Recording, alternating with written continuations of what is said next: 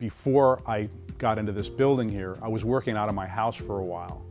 And I thought to myself, where do I start? I need paper clips, I need paper, I need printers, I need desks, calendars, and I just didn't even know where to start. So I realized that I've got to get a building. I've got to make this real. I've got to get employees and I've got to get trucks. And it really was kind of overwhelming.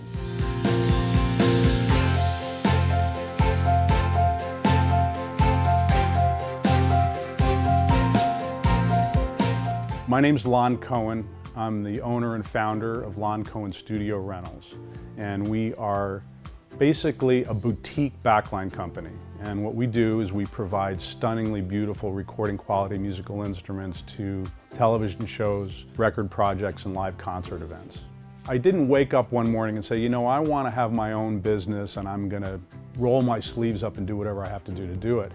Basically what happened is I was working for this other company and I just saw an opportunity. This was at a time back in the early 80s when bands were just starting to get the idea that they could come to LA and make a record and they could rent instruments. And so I just happened to be around when this was really starting to happen, and people started calling up and saying, hey, you know, do you have a Martin 12-string acoustic guitar? And the guy I was working for said, no, I'm sorry, we don't. And I said, well, you gotta have a Martin 12-string acoustic guitar. Everybody needs one of those. So I ran out and I bought a Martin 12-string and wound up renting it on this album project, and a light bulb went off. And I said, this is great.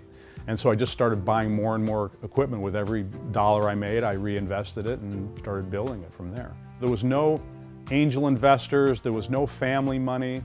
This was a very organic, grassroots growing of a business.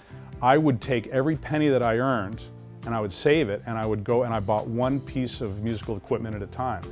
And they would rent out and it would make money, and it just sort of started snowballing. And at a certain point when I had enough gear, I had enough income that I could actually afford to start thinking about things like getting my own place, getting trucks, insurance and things like that. But even then, it was one little piece at a time. And when I got my first building, that first move was very, very overwhelming, and there was so much to think about.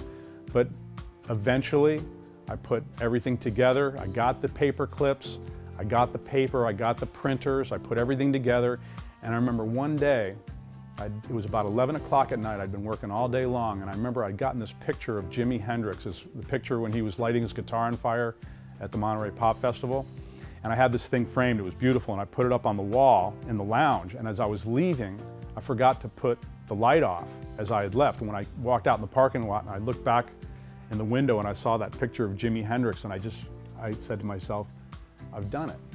Everything was done. The desk was in place, the computer was in place, everything was plugged in, and there was that picture of Jimi Hendrix up there. And somehow I went from overwhelmed to just going, it's done.